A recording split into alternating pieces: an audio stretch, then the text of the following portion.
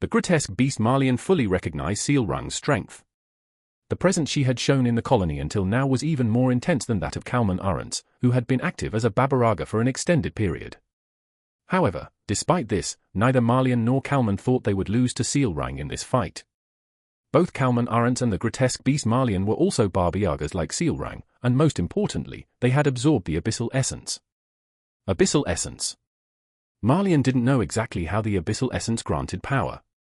All he knew was that once someone of a certain rank used the Abyssal Essence, they were endowed with power in some way. But for Marlian, that knowledge was sufficient. Even at that very moment as they fought Sealrang, both of them could feel that just by using the Abyssal Essence, they had become nearly twice as strong as they originally were. Crash! As Marlian's fist struck the spot where Sealrang had stood, the chamber shook as if an earthquake had hit. Crack! With just a stomp from Kalman, the ground collapsed. And that wasn't all. Roar! Marlian displayed her unbelievable power by tearing off the roof of the Forgotten City's castle and throwing it at Sealrang. The overwhelming strength, clearly beyond human limits, filled the mercenaries, magicians, and beastmen fighting against the assassins with despair. But despite this incredible display of power, the expressions on Marlian and Kalman's faces were worsening as time passed. The reason was none other than Sealrang, who was still fighting against them. The golden-eyed Sealrang, who had vanished in a flash of lightning, suddenly appeared in front of Marlian and struck him in the waist. After fending off Kalman Arentz's attack from behind, Sealrang landed a punch on him. Boom! Marlian and Kalman were sent crashing into the wall of the large chamber, shattering it. How is this even possible? Marlian scowled at Sealrang. Sealrang's body was indeed covered in wounds. Her shining hair was stained with blood, and her eerie body was marked with countless injuries. Yet despite all this, she was dominating. Even though they had absorbed the Abyssal Essence and become twice as powerful, the two Baba-Yagas couldn't force her to retreat even an inch. You monster! Marlian grimaced as she transformed her grotesque right hand into the shape of a sword. She's not even emitting black magic, so she hasn't absorbed the Abyssal Essence either. Despite not consuming the Abyssal Essence, her strength was overwhelming enough to dominate two Baba-Yagas who had. It was clear, defeating her with brute force was impossible. With his once confident expression now gone, Marlian looked gravely at Kalman. Click! As if confirming a prearranged signal, Kalman clicked his tongue, then leaped forward, toward the beastmen, not Sealrang. The moment Sealrang realized that Kalman was rushing toward Ralga, the member of her tribe who was leading the fight against the assassins, she immediately moved. Crack! She blocked Kalman's punch. Boom! The terrifying shockwave from just the clash of their fists made Sealrang grimace momentarily. But then she sensed something strange. Despite having a serious expression moments ago, Kalman now wore a clear, unmistakable smile on his lips. At that very moment. Stab! Who? Sealrang felt a searing pain in her back. She turned to look, and there stood Ralga. Finally! With a twisted grin on his face, Ralga had stabbed Sealrang in the back with a blade. Sealrang's eyes filled with confusion for a moment. Blood flowed from her mouth. Crash! Sealrang was sent flying by Kalman's kick, rolling on the ground. She couldn't make sense of the situation. Her eyes were full of questions, confusion, and even more questions. Her bewildered gaze fell on Ralga. He was smiling wickedly. Sealrang couldn't understand it at all. Why? A question escaped her lips. As Sealrang tumbled across the ground from Ralga's betrayal, despair clouded the faces of the mags, mercenaries, and beastmen, while a sneer appeared on Kalman's lips. Relief filled the eyes of the assassins, and Marlian's face showed a hint of triumph. All this information entered Sealrang's field of view, but she was solely focused on Ralga. Why? Sealrang muttered, puzzled once more. And then, Ralga, who had been sneering all this time, stepped forward toward Sealrang. Sealrang tried to move her body, but soon realized that she couldn't. The poison from Kamanasis is on the blade, so you won't be able to move for at least an hour. It's best not to struggle, Ralga said, looking down at Sealrang's shocked expression as he approached her. Unlike his usual composed demeanor, Ralga twisted his lips into a sneer as he crouched in front of her. What was it again? Did you ask why? He mocked as he pulled off the gauntlet from Sealrang's hand. I wanted this. What? Didn't you hear? I said I wanted this, Ralga repeated, shaking the essence of the golden mana tribe in front of her as if to mock her, smiling slyly. Seal Rang blinked slowly. You betrayed me, for that? She asked. She still didn't feel anger. Ralga, wearing an expression of confusion for a brief moment, soon let out a mocking laugh. For this? Seal Rang, do you really think the guild you created is still standing because of some noble reason? Do you think the clan stuck around for your little family act? No, no. Tap, tap.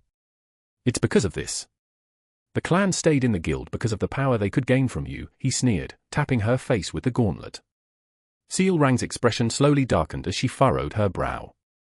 Why would you think otherwise? Deep down, Seal Rang knew that Ralga wasn't entirely wrong. She had always been aware that the reason she was able to gather the Golden Mana tribe so quickly in the colony was because she possessed the essence gifted by the Great Moon. But even so, Seal Rang hadn't believed that the clans had stuck with the guild solely for the essence this far into the journey. Even if they had gathered for power at first, Seal Rang felt that the time they had spent together over the past 2 years since forming the guild was genuine, and she believed that she had been faithfully rebuilding her former family. No, she trusted in that belief. That can't be. Seal Rang clenched her teeth, but Ralga didn't erase his mocking grin as he stared at her. Then, he let out a small chuckle and snapped his fingers. Snap! And then, as if they had been waiting for the signal, the other members of the Golden Mana tribe started gathering behind Ralga, one by one. Seal Rang looked at them in disbelief. The clan member she had greeted just 2 days ago. The one who had spoken with her earlier on their way to this place. No one was an exception, all stood behind Ralga, and Seal Rang, noticing that they bore no wounds unlike the mercenaries, realized the truth. Ha! For the first time, she let out a bitter laugh. Not the warm smile she had always shown to the clans, but a cruel, cold smile. Now that's the expression of someone waking up from a dream. I'm satisfied, Ralga laughed, satisfied, as he patted Seal Rang's head in mockery. To be honest, every time you acted like you were something special, it disgusted me. Using power you didn't deserve just because you got lucky. It was really hard to watch. How does it feel to wake up from that dream? Are the others also traitors? Seal Rang answered his question with a question. Ralga, seeing the betrayal and hatred hidden behind her bitter smile, found it amusing, twisting his lips to respond. But before he could speak, that's enough. Let's wrap this up, Marlian interrupted, stepping forward before Ralga could open his mouth. He transformed his arm into the shape of a sword and raised it, preparing to strike Seal Rang down. It'll be a pain if she moves, so let's finish her off now. Just as Marlian was about to execute Seal Rang with his sword. Swoosh! A small question appeared on Seal Rang's face, which had been filled with resignation just moments ago. And not just Seal Rang. Ralga, who had been sneering, also looked puzzled. The mags and even Lian, who had been in despair, wore the same expression. Even Kalman, who had been smirking just a moment ago, now looked perplexed. The reason for this was? It was because a large hole had appeared in Marlian's head, who had been basking in triumph just moments before. Thud! Marlian's body collapsed to the ground, lifeless. As everyone began to question the absurd death of one of the colony's Baba Yagas. Lian, who had been staring blankly at the scene, suddenly realized that her breath had turned into visible white vapor. At that moment, everyone present saw it. In the distance, from the forgotten city of the god Kahara, a man silently emerged. Crunch! With each step he took, frost spread, freezing the ground beneath him, and a greyish-white magic from the bracelet on his left wrist enveloped his body like a thin ice barrier. Step, step! The man's stride was unwavering. Even though there was a Babaraga and dozens of enemies before him, his expression remained utterly indifferent. Without any emotion or reaction, he walked forward, and everyone began to tense up at his appearance. Ralga, who had been mocking Seal Rang moments ago. Kalman, who had been smiling confidently, and all the enemies present grew nervous as they watched the man with a blank expression. Because they had all witnessed it.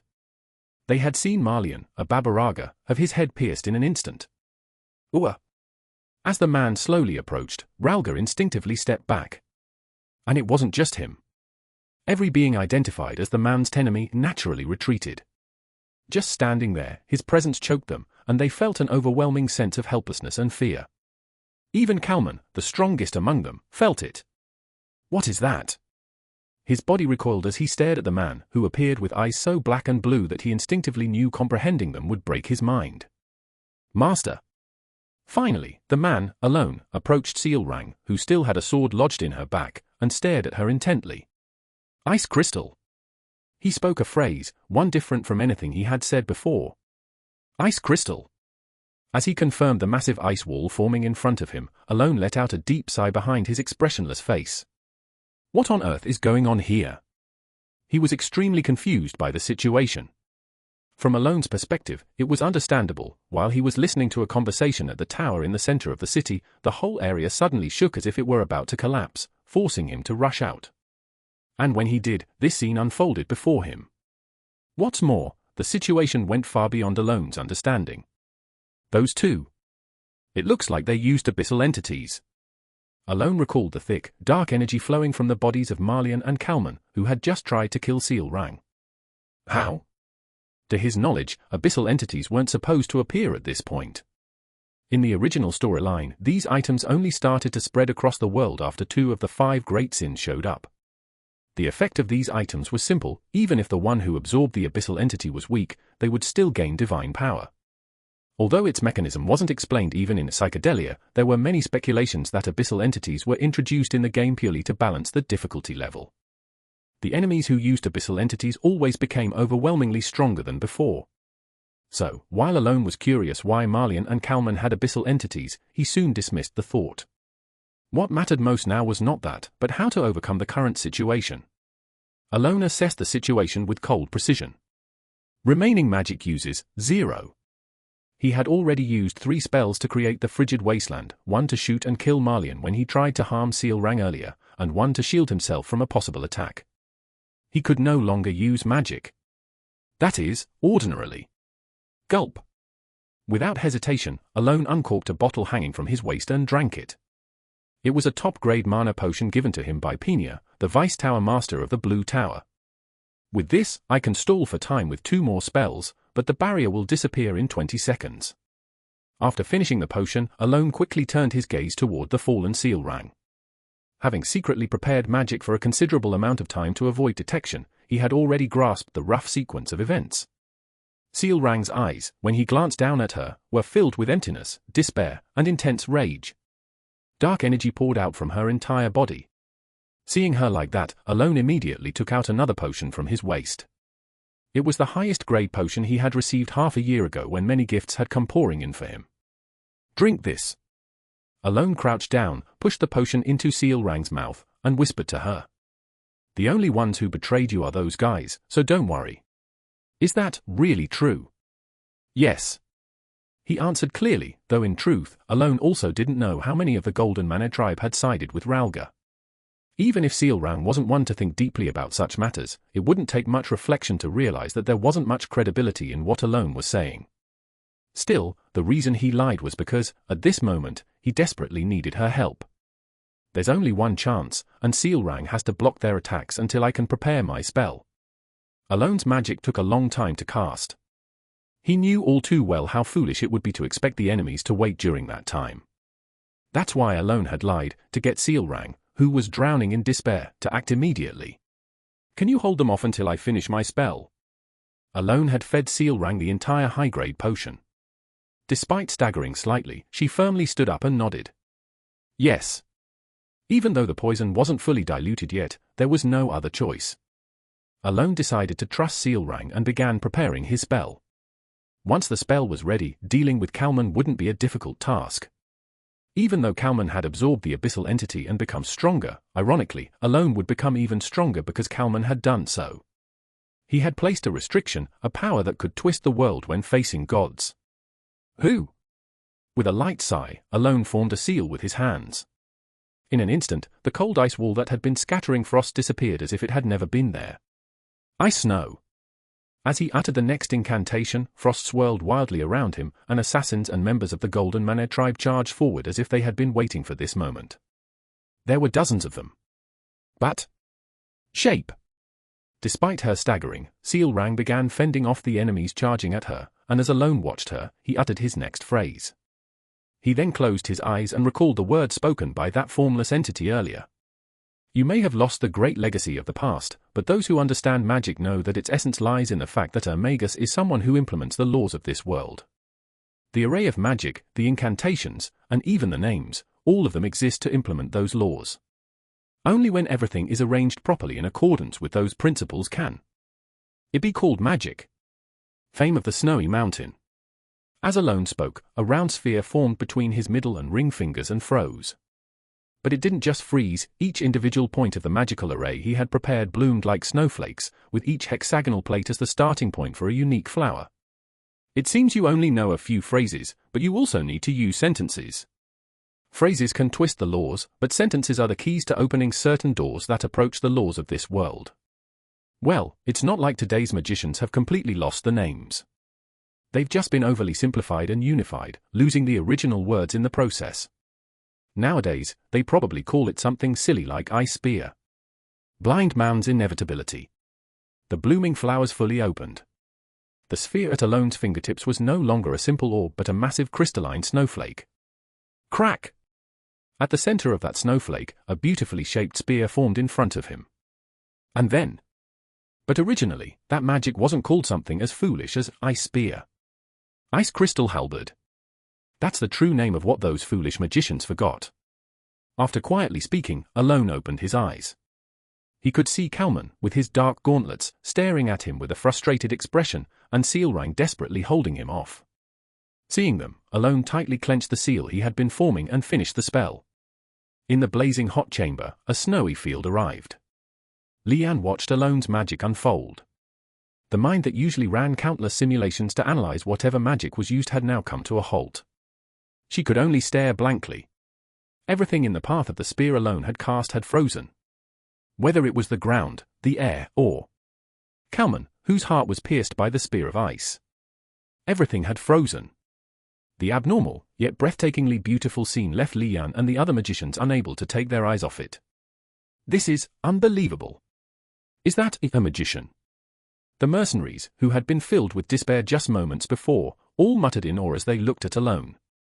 Their eyes were filled with boundless reverence and awe. It was only natural. The desperate situation had changed dramatically because of the being standing right in front of them. At that moment, even Sealrang, who had narrowly escaped the range of the spell, was looking at Alone. Suddenly, it's moved. Dash. The first to notice that the being, more precisely, Ralga, whom they thought had been struck down by Sealrang, was moving again, was ironically a mercenary who had been watching the scene. Die! Ralga, whose right arm was shattered, raised the poisoned dagger that had previously put Sealrang in danger and charged at her. He was still empowered by the ability Sealrang had granted him, as the authority of the Golden Manor tribe had not been revoked. Moving at lightning speed, he appeared close to Sealrang just as she let her guard down. Sealrang, thinking it was all over, tried to retreat, but it was already too late. Her body was already covered in wounds from fending off Kalman and the attacking rogues. The poison still lingered in her, leaving her no choice but to watch as Ralga's dagger aimed for her heart. Ralga's face lit up with joy as he thought, if I can just kill her, I can take control of the essence and escape. I can start over again. With that thought, he tightened his grip on the dagger. But Ralga's dagger didn't pierce Sealrang's heart. What? The reason was that, like the mercenary, Alone had instinctively seen Ralga's charge and pulled Sealrang's body backward just in time. However, because of this, Alone's body naturally slid forward and collided with Ralga's sweeping dagger. Goo! Blood spewed from his mouth. It was thick, blackened blood, a clear sign of deadly injury. And just as Ralga, stunned by his failure, stood there, Sealrang, filled with rage, smashed his head with her foot. Count! Evan's voice rang out. In conclusion, Alone wasn't actually hurt at all. Of course, a sword had pierced his side, but surprisingly, it hadn't caused any real damage. That was because Ralga's dagger had indeed struck Alone's body, but just barely, it only tore his clothes. In other words, Alone wasn't injured. So why had he coughed up blood? That was purely due to mana exhaustion. Although he had enough mana to cast one more spell, the spell consumed so much mana that it drained him beyond exhaustion, causing internal damage. The power exceeded my expectations, but I'll need something to supplement the missing mana, he thought, as he pressed a hand to his uncomfortable stomach, watching the receding ruins. He hadn't seen the eastern tablet, but since the ambush had occurred, they had decided to leave the ruins for the day. After watching the ruins fade into the distance for a while, Alone turned his head toward Sealrang, who was staring intently at him. If things had gone according to his original plan, he would have been comforting her right now. After all, knowing that she would one day become one of the 5 great sins, he couldn't let her harbor any ill will. However, to his surprise, Sealrang's eyes showed no signs of negative emotions like anger or hatred, which left him curious. "Master." "Yes? Can I ask you something?" "What is it?" Sealrang asked her question. "When Kalman attacked earlier, why didn't you dodge?" "When Kalman attacked?" Alone thought for a moment, then recalled Kalman's gauntlets that had come so close when he used the ice crystal halberd. "It's not that I didn't dodge, I couldn't." Though that was the truth, Alone didn't think it was the best answer, so instead, he replied. "Because I trusted you." "You trusted me?" "Yes, you said it was possible, didn't you?" "To be honest, it was more like I was begging you, please let it work." As Alone gave his carefully packaged answer, Sealrang's eye sparkled slightly, and she asked again. "Then, why did you save me when Ralga tried to kill me?" "Why?" Alone couldn't find a suitable reason. "Wouldn't it have been strange not to save a longtime ally from dying right in front of me? Besides, I didn't expect the dagger to reach me." Just like with the previous question, Alone hesitated, but this time he decided to speak honestly. "Do I need a reason?" "There's no reason. You don't need a reason to save family." To him, Sealrang had already been like a daughter he had raised for over 5 years, so his answer came out naturally. "Ah." But then he quickly realized his mistake. After spending some time with her, he had noticed that Sealrang seemed to hold a very special meaning for the concept of family. And so, as Alone subtly shifted his gaze to her. "But Master, you're not family." "Family is tied by blood," Sealrang murmured, and Alone nodded in agreement. "Still, I want to be family with you." At her next words, Alone felt a deep warmth inside. It was like the feeling one might get after finally being recognized as a father after many years of trying.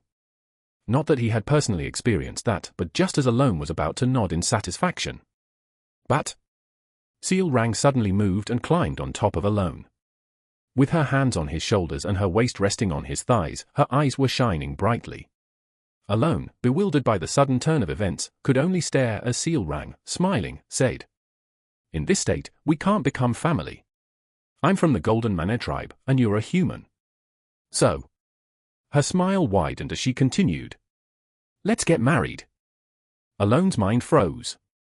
Meanwhile, Sealrang's tail was wagging more happily than it ever had before. 5 days later. The news that Kalman and Marlian, both Baba Yagas, had targeted Sealrang's life spread rapidly throughout the entire colony. With the testimony of Lian Aguileras, the daughter of the Red Tower Lord, and the mercenaries who survived the attack, the story gained widespread attention. The public was outraged at the fact that 2 Baba Yagas had cowardly teamed up to take down another Baba Yaga. As a result, they dragged down and destroyed the statues of Kalman and Marlian that had been erected in the eastern part of the colony. Similarly, the guilds associated with the 2 Baba Yagas quickly disbanded, and within a matter of days, all traces of Marlian and Kalman vanished from the colony. In their place, Sealrang took over. Despite being ambushed by Marlian and Kalman, Sealrang not only survived but also dealt with them, returning to immense public support. As the testimonies of the Red Tower Lord's daughter and the mercenaries were increasingly proven true, Sealrang's popularity soared to unprecedented heights. Sealrang was even beginning to be called the first Baba Yaga by the public, overtaking Kalman, who had held the title for the longest time. Additionally, Count Palacio, who was known to have greatly contributed to helping Sealrang deal with the 2 Baba Yagas, was also gaining massive attention. Currently, he was in the forgotten city of Kahara once more, checking something at the far eastern edge, where he hadn't been able to visit last time. He was looking at the inscription on the eastern stone tablet. Alone, who had read all the words on the stone tablet during what could be considered either a long or short time, suddenly thought of a question. "Wait a second? How am I reading this?" The words written on the stone tablet were not in the common language of the continent, but despite being unfamiliar, Alone could naturally decipher them. It was as if he had been able to read them all along. With a puzzled expression, Alone decided to stop by the central tower and ask about this before heading back. As he turned around and began walking, he recalled the contents he had just read on the stone tablet. About foreign gods and gods.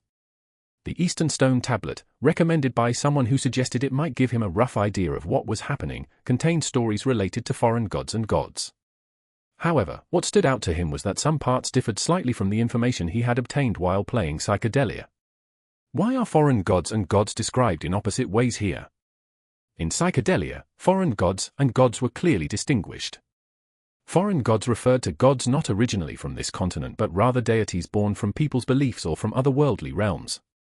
Gods, on the other hand, were beings that had existed since the beginning when there was nothing on the continent. As far as Alone knew, the 5 great sins were called gods in Psychedelia, and the monstrous deity he encountered in the north was referred to as a foreign god. But on this stone tablet, the terms were reversed. What he knew as foreign gods were called gods, and the 5 great sins were referred to as foreign gods. Of course, the stone tablet didn't directly mention the 5 great sins or the foreign gods by name.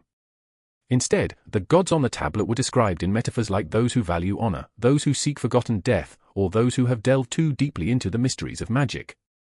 However, having played Psychedelia many times, Alone knew exactly who these metaphors referred to. He also knew that metaphors like the many-handed one and the one filled with greed and envy were referencing the 5 great sins. Whom dash? Alone thought for a moment before neatly folding that information away in his mind. Except for the fact that foreign gods were described as gods and vice versa, the information he read on the stone tablet didn't conflict with what he already knew.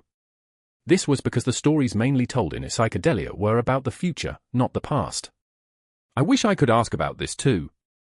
Alone organized the contents of the tablet in his mind as he walked toward the central tower. In conclusion, Alone could not encounter it again. This was because the door that had once been in the center of the tower when he first arrived in the city had vanished, as if it had never been there. He considered breaking through and climbing up, but didn't believe he would be able to meet it even then, so he ultimately decided to leave. Master! As soon as he stepped outside, he was greeted energetically by none other than Sealrang. Sealrang, who had looked bored while waiting for him, beamed the moment Alone appeared. Alone, who now sat with her in the carriage, heard. Let's get married. It was the 19th proposal she had made in the last 5 days, leaving Alone with a troubled expression. Facing Sealrang, who had placed both her hands on his knees, Alone noticed that the distance between them had grown smaller over the days. Of course, Alone hadn't moved closer. Sealrang had been the one to close the gap. Sealrang perked up her ears and tilted her head slightly. Watching her tail swaying behind her, Alone let out a soft sigh. At first, it had felt heartwarming, like a cute daughter saying, "I want to marry Daddy." But now, it was becoming a bit troublesome. As I said before, I think of you as family. This was his 19th response. But we're not really family. And it was her 19th rebuttal. If we get married, everything will be solved. What problem? We'll become real family. Alone, looking at Sealrang's face filled with the expression of someone thinking, "I'm a genius," couldn't help but feel like this conversation had become like a dialogue loop in a game. Do you even know what getting married means? Alone, deciding to press the conversation forward a bit, asked this question after they had come to the same conclusion 19 times. Of course. I'm confident I can make Master happy. However, realizing that even if he continued this discussion, the content would just circle back, he sighed. Sealrang, marriage is a serious matter. Think about it more carefully. I am serious. Think even more seriously. With that, he closed his mouth. At this point, he had no thoughts of marrying anyone. Additionally, even though he hadn't raised her himself, Alone still felt that Sealrang was more like an affectionate daughter to him.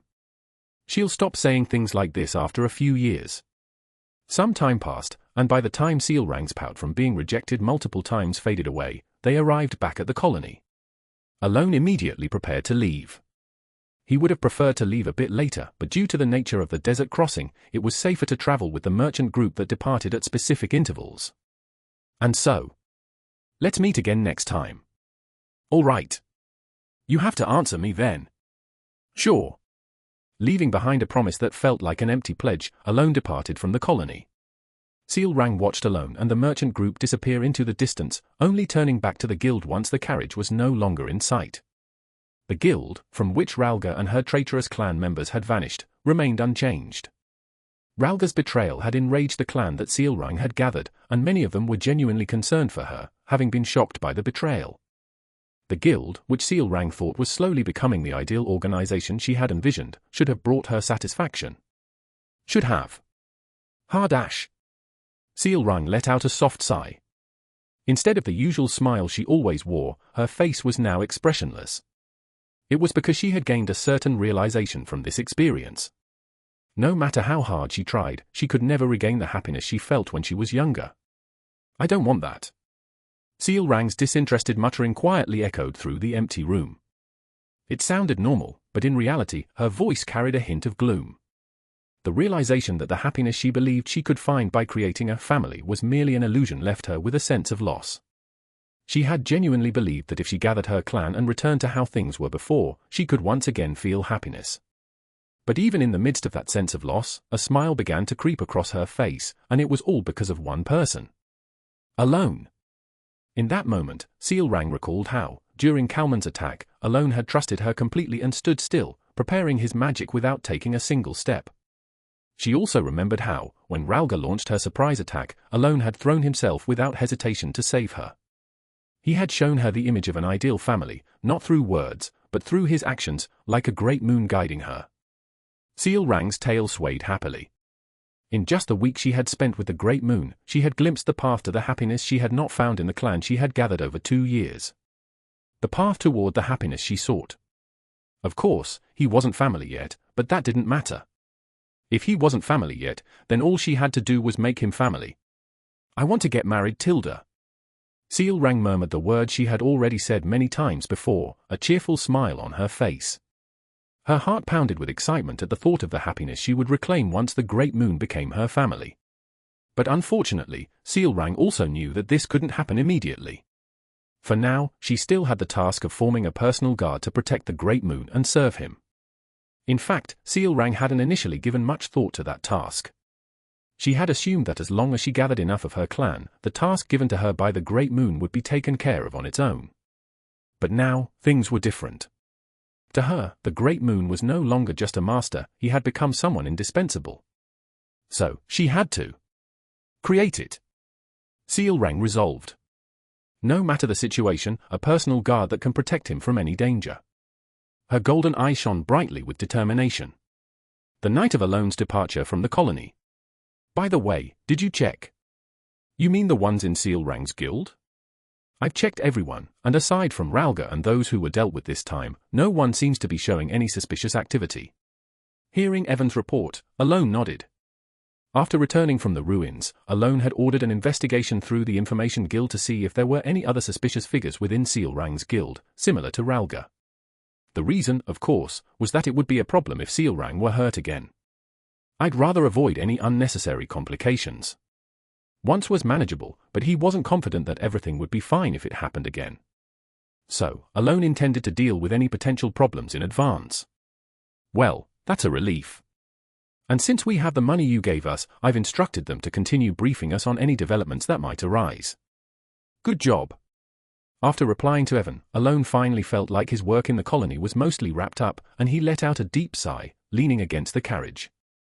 Although it seemed like the tasks were done, unfortunately, he wasn't entirely finished. There's still one more foreign god to deal with. Additionally, the new knowledge he had gained kept floating around in his mind. From the reverse roles of the foreign gods and the gods, to the mysterious beings mention of Asterisk Order Star. But above all, Sully. Alone recalled a fragment of hidden truth about this world, something he had never heard or seen during his time playing Psychedelia. Is it finally time to go there? He continued to ponder, remembering the destination filled with countless inscriptions that he had been meaning to visit for a long time. At that moment, me. In the regular meeting that all members of the Blue Moon, including those from the colony, were required to attend, the previously peaceful atmosphere had suddenly, I'm going to marry the Great Moon. What? Been replaced by a storm. A rather fierce storm. Basically, the regular meetings of the Blue Moon often end without any special incidents. The previous meeting was extended significantly due to Deus' outburst in response to Sealrang's question, but that was merely an exception. Once everyone but Deus and Yusha had internalized the notion that there were certain questions they should never ask Deus, such exceptions could be avoided. Although Deus, who usually remained silent, would occasionally speak up whenever the topic of the great moon was mentioned, those conversations no longer dragged on.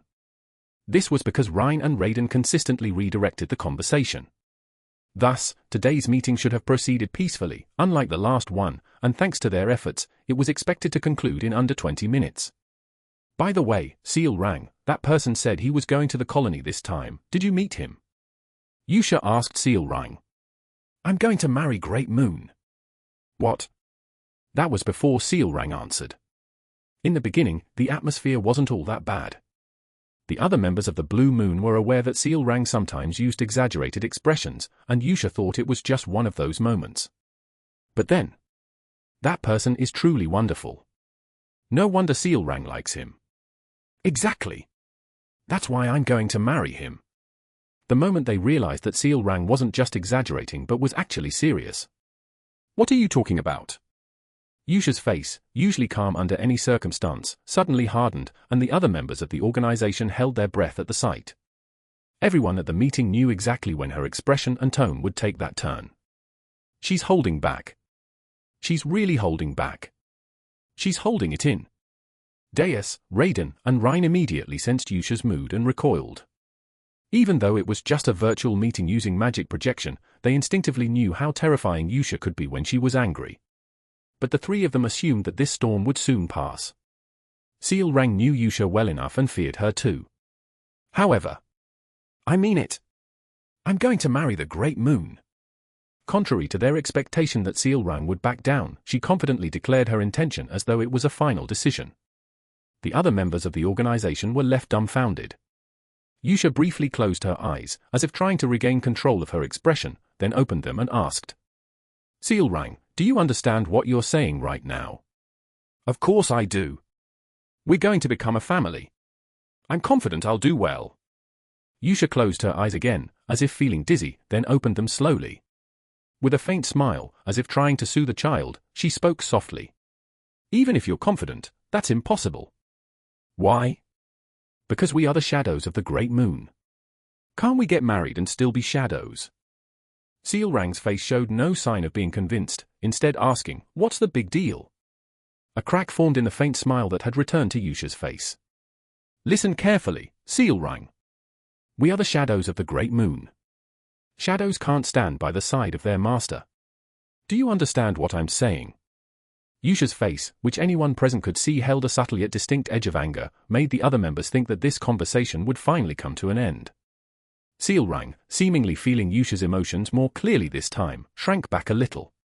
But then, as if gathering her resolve, she blinked and answered. Still, I'm going to get married. Even after Yusha's growing irritation became clear, Seal rang's firm declaration left the members momentarily stunned. I know. Anyway, the most important thing is what the Great Moon thinks. The organization members couldn't help but gape at the situation, as Seal rang was openly declaring war against Yusha. As Yusha and Seal rang began glaring intently at each other, Rhine and Raiden had a single question running through their minds.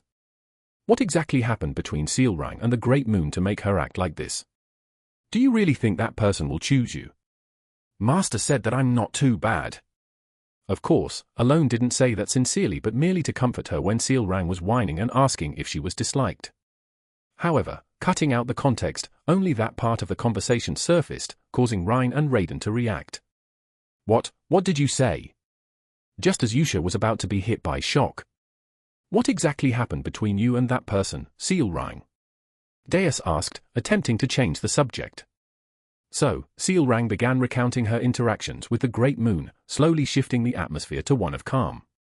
Seeing that Deus had effectively diffused the tense situation, Rhine and Raiden exchanged satisfied glances. And that's what happened. I see. So? Isn't that amazing? Indeed. Listening to your story suddenly reminds me of the majesty the Great Moon showed in the north half a year ago.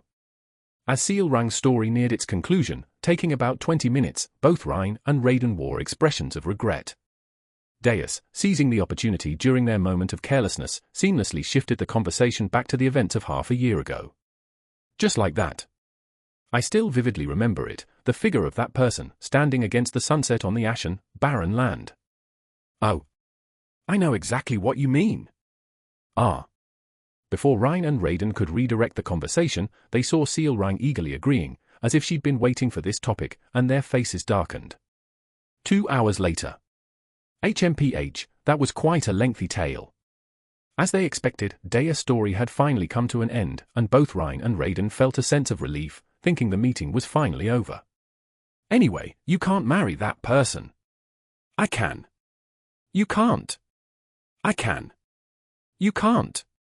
I can. With the argument between Yusha and Seelrang flaring up once again like it was nothing, both Rhine and Raiden engraved a new realization in their minds that day. Yusha exhibits a surprisingly childish side whenever the Great Moon is involved, even just a little. It wasn't exactly the kind of information they wanted to know, Rhine and Raiden thought as they gazed up at the sky, which had already begun to brighten. About a week later, Alone finally managed to escape from the desert. Then I'll visit you again next time, Count. Rad, the leader of the Golden Hair Merchant Guild, bowed so deeply it was as though he might be mistaken for a mere servant. However, none of the merchants, mercenaries, or even the mags present questioned Rad's behavior.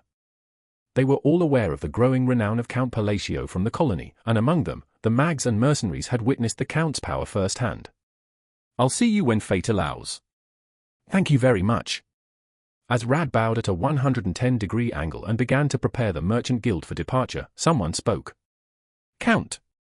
Just as the Count was about to climb into the carriage, a voice called out to him.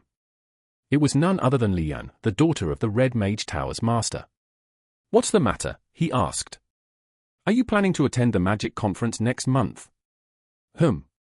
Alone clicked his tongue, his face remaining expressionless. Magic conference, huh? A magic conference.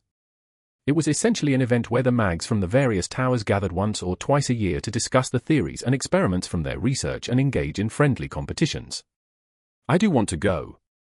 In fact, Alone had been meaning to attend the magic conference for some time.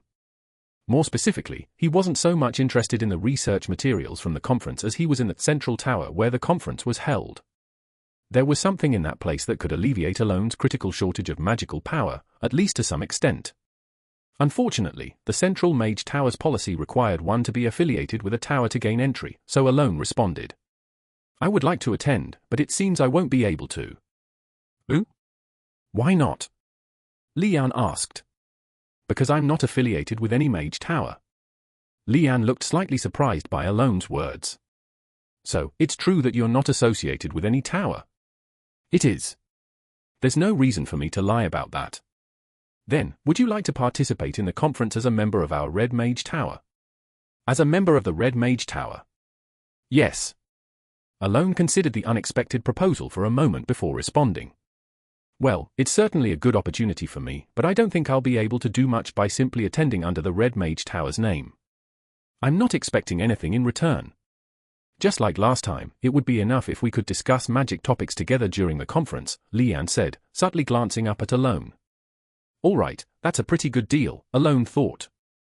Though he briefly wondered why Lian was offering such favorable terms, he couldn't find any reason to refuse, so he nodded. Then I'll gratefully accept your offer. When should I head there? I believe there's about a month and a half left, but I'll send you the exact schedule via letter or magic orb. Understood. With that, the conversation concluded. See you then. Alone parted ways with the mags from the Red Mage Tower and began gathering some provisions from the first village he encountered after crossing the desert, preparing to return to his territory. Ah, Count! Evan suddenly exclaimed, as if he had just remembered something, and delivered 2 pieces of news. What is it? Well, it's about Rhine. And? I heard that she's become a powerful figure in Lartania. A powerful figure? Yes. From what I've heard, she's become one of the council members of the Triumvirate. The Triumvirate? That's the group responsible for the overall governance of the Labyrinth City, isn't it? That's right. Rhine. Yes. She's certainly moving up in the world. The first piece of news was that Rhine had risen to power in Lartania, a pleasant bit of news that might bring some benefits their way. And Raiden. Yes? It seems he's unified 5 of the 7 archipelagos and has essentially become the pirate king. Is that a good thing? I'm not sure if it's good or not, but his bounty has now surpassed several million gold coins. Several million gold coins. Yes, apparently, it's comparable to the bounty on the original Pirate King. The second piece of news was that Raiden had transformed from a pirate into the Pirate King of the Somali archipelago, a rather strange turn of events. Sergius, one of the 8 cardinals of Rosario, had held his position for over 20 years. He was a man who enjoyed luxury and indulgence, far from fitting the role of a cardinal. He cared more for a bottle of wine than reading the scriptures, and valued holding a woman more than praying. He could easily be seen as a cancer within the holy nation. Pleasure to see you, Cardinal Yusha. Likewise, Cardinal Sergius. Yusha Bloodia smiled faintly as she sat facing Sergius. In truth, Sergius wasn't close enough to Yusha to warrant a one-on-one meeting like this. In fact, this was only the second time he had ever seen her face. Still, there was a reason why Sergius had sought her out. I came to make you an offer. Would you care to listen? This was that reason. What kind of offer? To be blunt, I need a name. A name? Sergius nodded in response to Yusha's question and answered. Yes, it seems there are those in league with impure elements on that side. You want to use my name for a conversion letter, correct? Exactly. A conversion letter, it was a special letter that only the higher echelons of Rosario, specifically cardinals or above, could send. It was dispatched when there were suspicions that someone had allied themselves with heretics. To write such a letter, the approval of at least 2 cardinals was den.o.v.e.l.i.g.h.t required. However, Sergius had no intention of sending the conversion letter for its proper purpose. The real reason was that he had accepted a bribe, and the reason he was now making this request to Yusha, whom he had never even properly met before, was, if you lend me your name, I will make sure you're properly rewarded. Reward, you say? I'll refrain from saying anything about the suspicious death of Cardinal Biantria. How does that sound? Unlike the other cardinals, with whom he would have to share the bribe, Sergius believed that Yusha would be someone he didn't have to split the payment with. This confidence came from the fact that Cardinal Biantria? Yusha asked. I assume you're not going to claim ignorance, considering the position you're in. He had gathered enough information to be sure that she, like himself and the other cardinals, had already been tainted. So, let's not complicate things. If you lend your name for the conversion letter regarding Count Palacio, I'll keep silent about this matter. Confident in his leisurely approach, Sergius was ready to conclude the conversation. I see. The gentle smile that had adorned Yusha's face moments ago faded, and she posed another question. So what you're saying, Cardinal Sergius, is that you want me to lend my name? Yes, that's correct. To bury Count alone Palacio? Yes, that's right, Sergius nodded, but as he did. Huh? A soft, low chuckle escaped her lips. And then the world turned red. Everything had happened so suddenly. Sergius, alarmed, tried to move, but soon realized that his body would no longer obey him. Along with this realization came an overwhelming sense of dread, and he instinctively turned his trembling head toward its source. And there he saw the woman who had been smiling warmly just moments ago, now stared at him with vividly crimson eyes. Did you just tell me? Anyone could see the unmistakable rage radiating from her. You'll kill my god.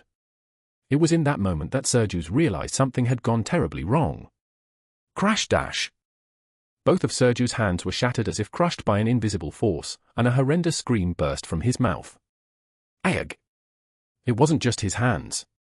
His arms, shoulders, and legs were mangled as if crushed by a press. A chilling scream echoed throughout Yusha's mansion.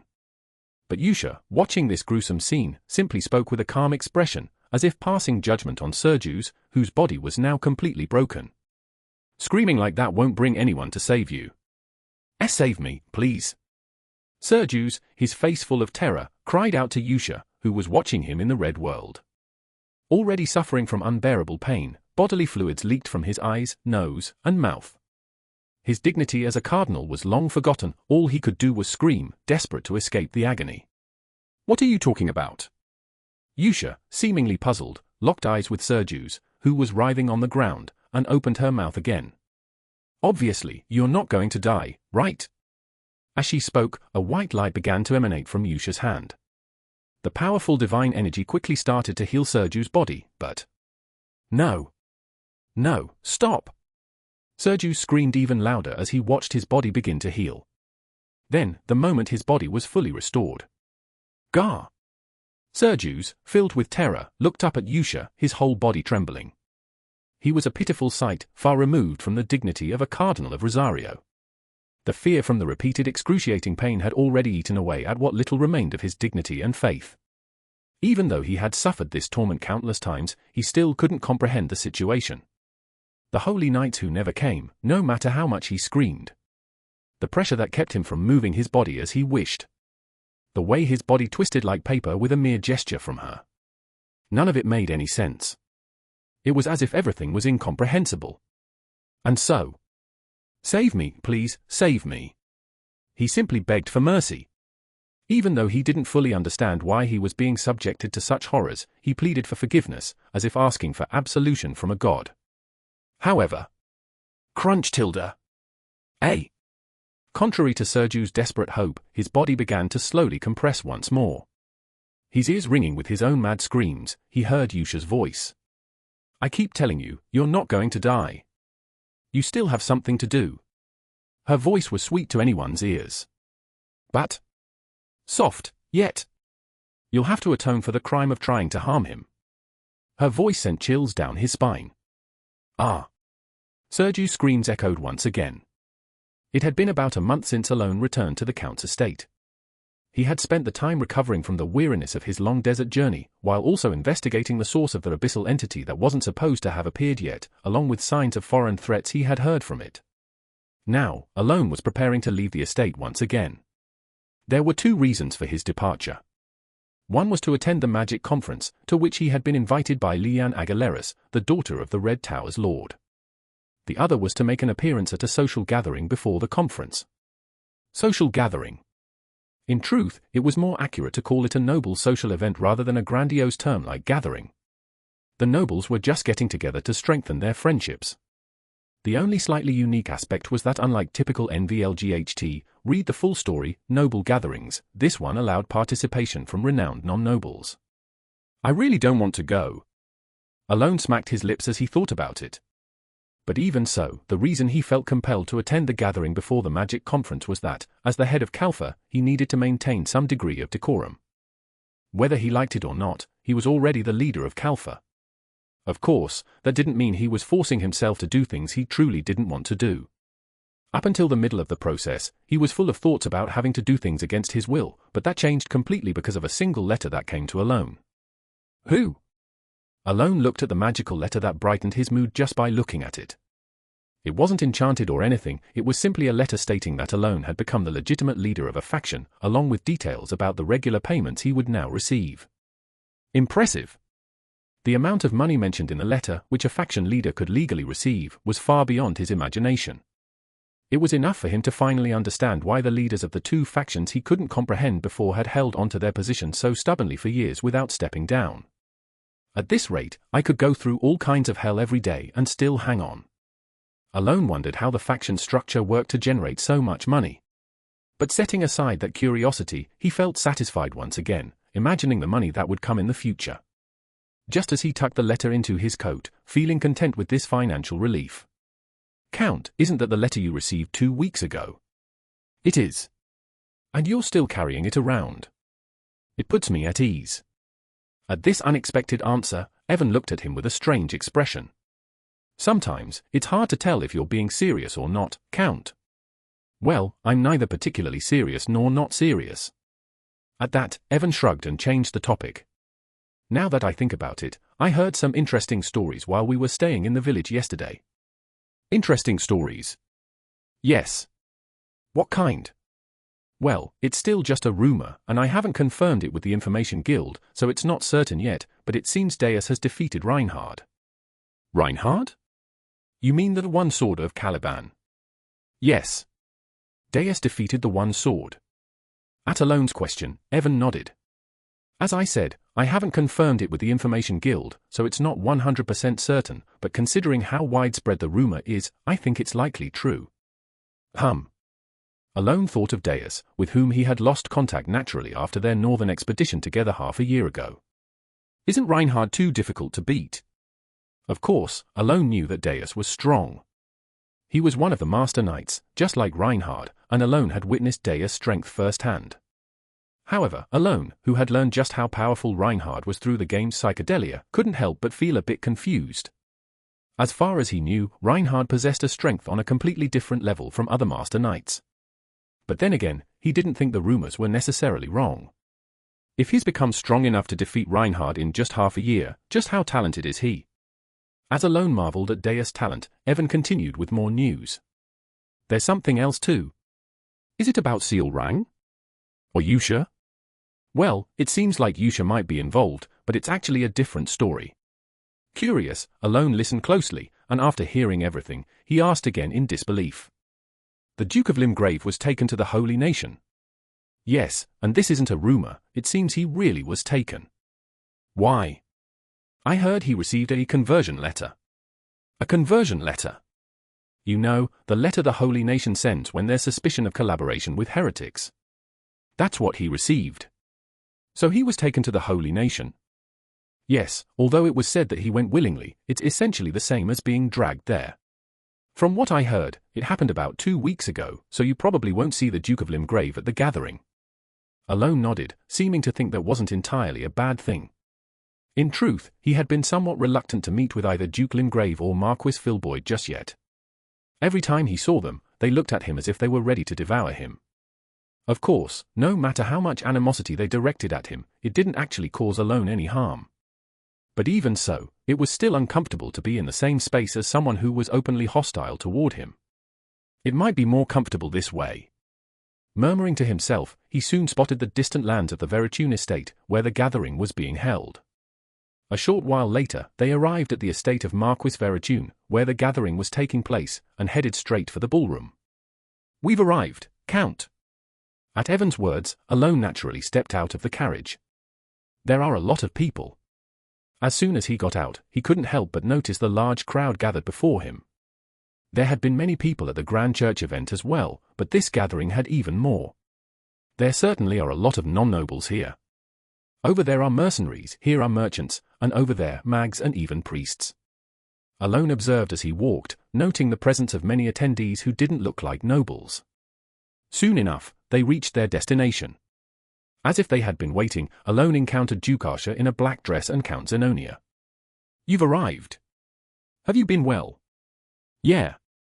Alone responded briefly to the casual greetings from the two shadowy figures. Even though he was already aware that he had boarded the same ship as them, there was still an inexplicable feeling of intimidation when standing in front of them.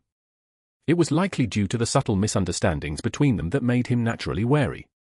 From Alone's perspective, he couldn't afford to let them discover that there was indeed some misunderstanding. So, after exchanging simple pleasantries, Alone busied himself by picking up snacks from around the ballroom and making small talk with them. But then...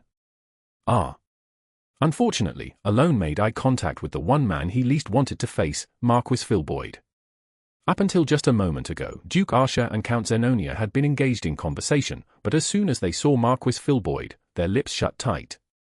The moment the Marquis began walking toward them, their expressions stiffened.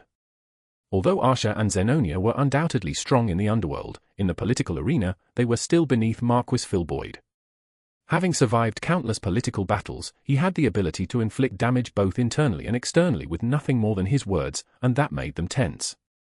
At the same time, several of the nobles attending the gathering noticed that Marquis Filboid was approaching Count Palacio. I lost?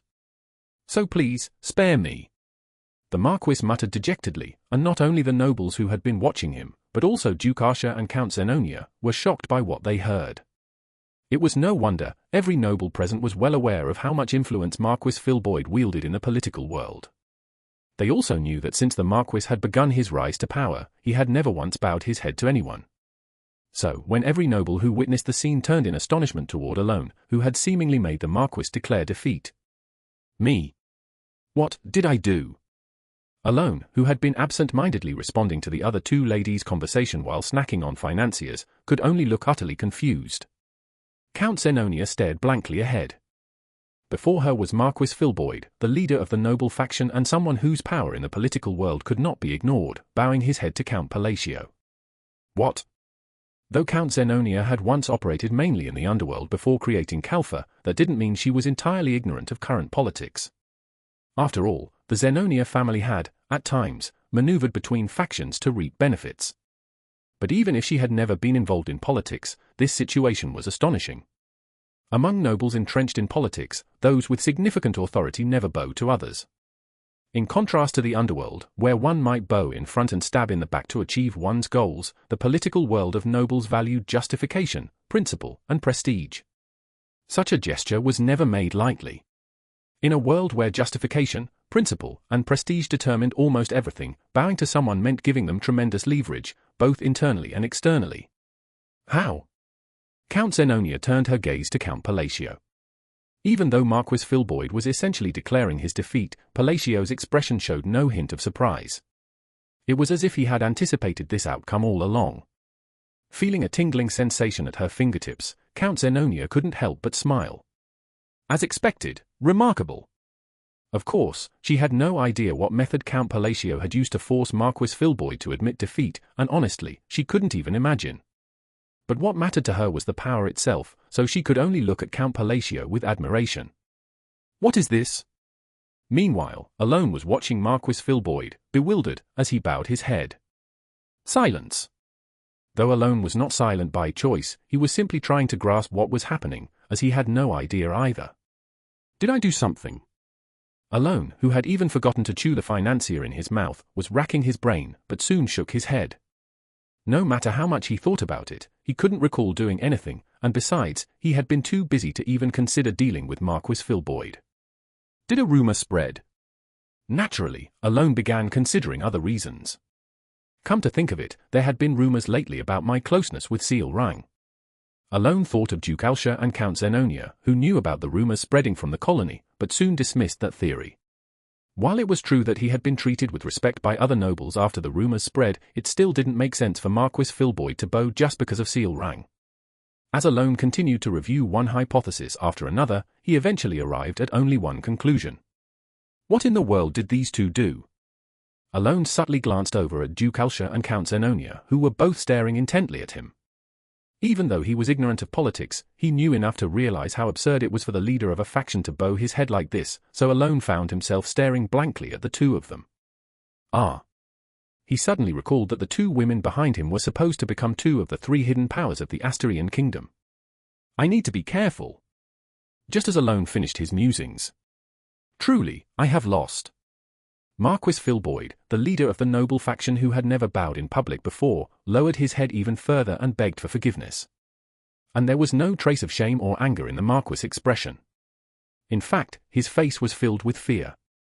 The reason for his fear was a single letter he had received a few days ago.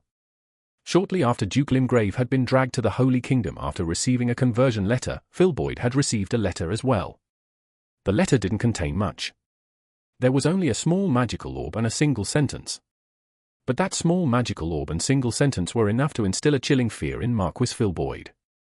Because the magical orb, which was capable of storing a one-time video, had shown. I really don't know anything. I'm sorry, I'm so sorry, Tilda. The image of Duke Limgrave, trembling uncontrollably, strapped to a white chair, as if triggered by a seizure, repenting. And after the magical orb finished playing, it shattered into pieces, leaving behind only the letter. You're next. That single sentence was written. But even that alone was enough to instill fear in Marquis Filboid, and he could easily guess where this backlash was coming from. Count Palacio. Marquis Filboid couldn't understand how Count Palacio had connections within the Holy Kingdom stronger than the high-ranking cardinals they had bribed. However, that wasn't the important issue. What mattered was that Duke Limgrave, who had been scheming with him to bring down Count Palacio, had been caught in the backlash and dragged to the Holy Kingdom, where he was left half destroyed. And the next target had been decided to be himself. If he hadn't received this letter, Marquis Filboid would never have bowed to Count Palacio. While receiving a conversion letter would certainly be a serious political issue, as long as he wasn't truly in league with heretics, there wouldn't be any significant personal danger. But Duke Limgrave had suffered this fate despite having no ties to heretics. In other words, it was highly likely that Duke Limgrave's downfall was entirely due to Count Palacio's scheming. Not wanting to be dragged off to the Holy Kingdom and meet the same fate as the Duke, Filboid, overcome by continuous fear, eventually bowed his head. Please, Tilda. And not just bowing his head, he dropped to his knees, completely prostrate on the floor. It was a desperate plea, expressing his desire to abandon his political career and live out the rest of his life in peaceful retirement. In response, amazing. As expected of the Count, Count Zenonia and Duke Alsha looked at Alone with eyes full of admiration. Amazing. What in the world did he do? Alone glanced at Count Zenonia and Duke Alsha with a somewhat uneasy expression.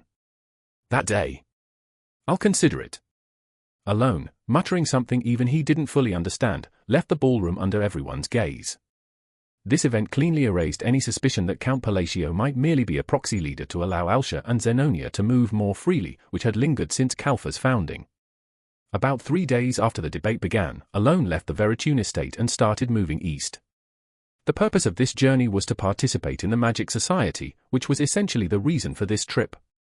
Because of this, he left the debate, which still had about 2 days remaining, and on the 5th day of his journey toward Bluegill, a territory near the Magic Society, as indicated in a letter from Lian.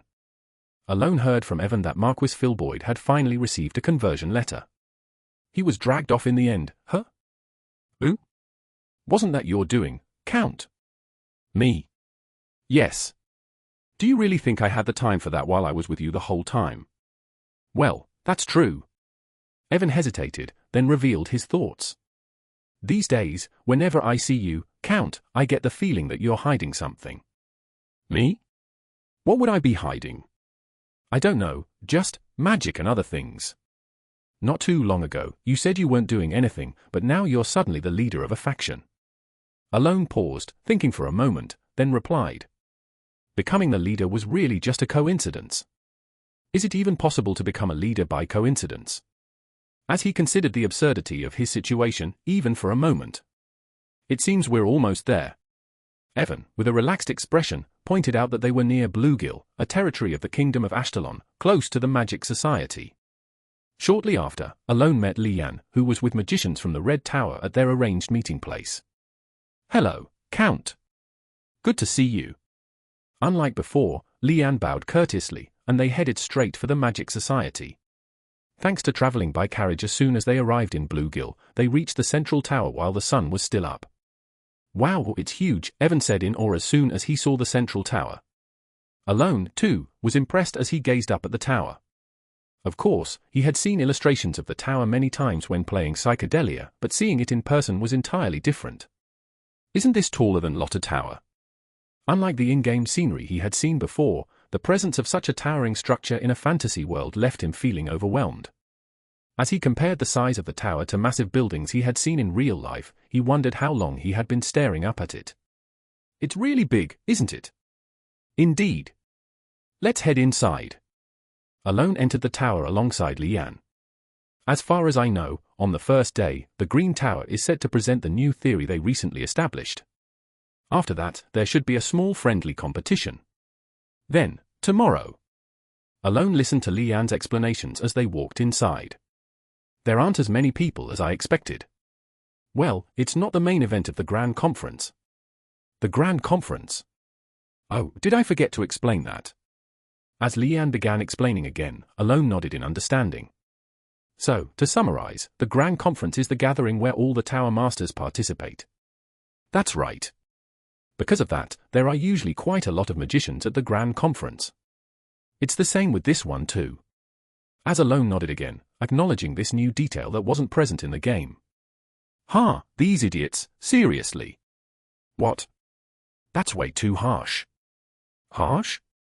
If they can't even understand this much, they're definitely idiots. Don't you agree? Hearing the familiar voice filled with irritation coming from one side of the central tower, Alone raised an eyebrow in curiosity. Lian sighed deeply. Looks like someone's picking a fight with the Blue Vice Tower Master again. The Blue Vice Tower Master? Yes. I'm sure you know by now, but she's someone who thinks very highly of herself, so she's probably causing another argument. Recalling the #envlite previous time when Lian had shown open disdain for the Blue Tower, Alone was about to ask her a question when... Hey! Let's do it again. What's there to redo, you fools? Do you really think you can beat me?